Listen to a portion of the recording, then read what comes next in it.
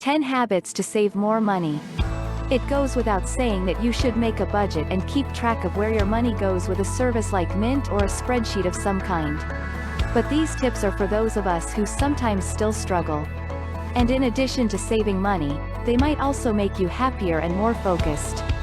1. Align purchases to goals. Consider how what you're about to buy reflects your goals. If your goal is to read 36 books a year and you're about to buy the new book from one of your favorite authors, that seems like a perfectly reasonable purchase.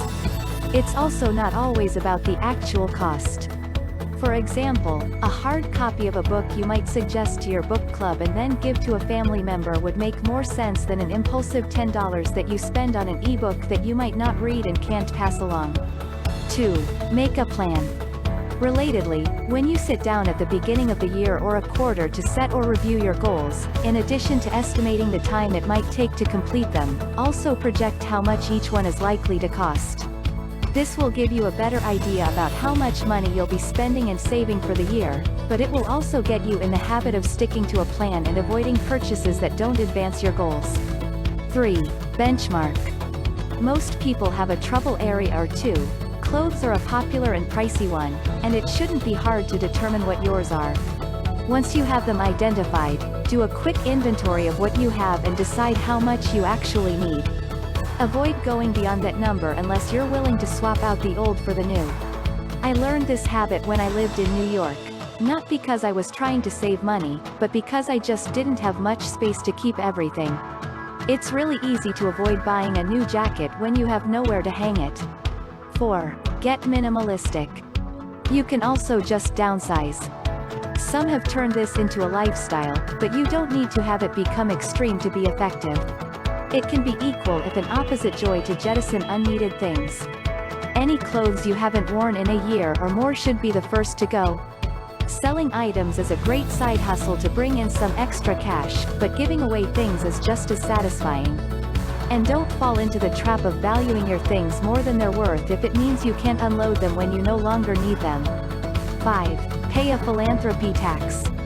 Another way to cut down on your purchases is to make them cost more. I'm sure Apple or Amazon would gladly take your extra money, but it would be better if you send it somewhere that could put it to good use. Decide on a certain percentage. 5 or 10 will probably not be enough, so you might want to make it at least 15 or 20, and send that much to your favorite charity every time you buy something that's not part of your budget plan. 6. Review your social media. The ads on television commercials or my web browser rarely speak to me.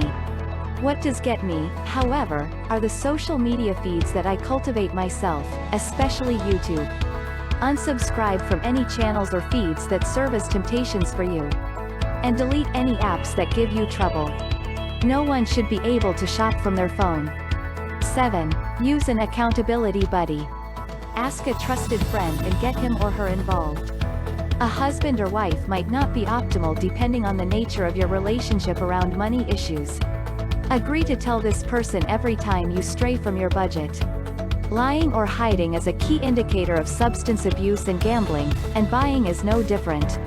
You might even want to give this person some control over your online accounts or credit cards. 8. The Bizarro Closet. Keep a place for what you don't purchase. When you run across items you might want to buy, have a place to store them for consideration later. It can be a document, a note, a task manager, or a folder in your browser. Just put it there and maybe review your collection once a month. Seeing the aggregate list will allow you to prioritize your purchases. Keep a record of the things you decide not to buy and a running tally of the money you save. Knowing this figure will turn saving into a game of sorts. 9. Avoid online shopping.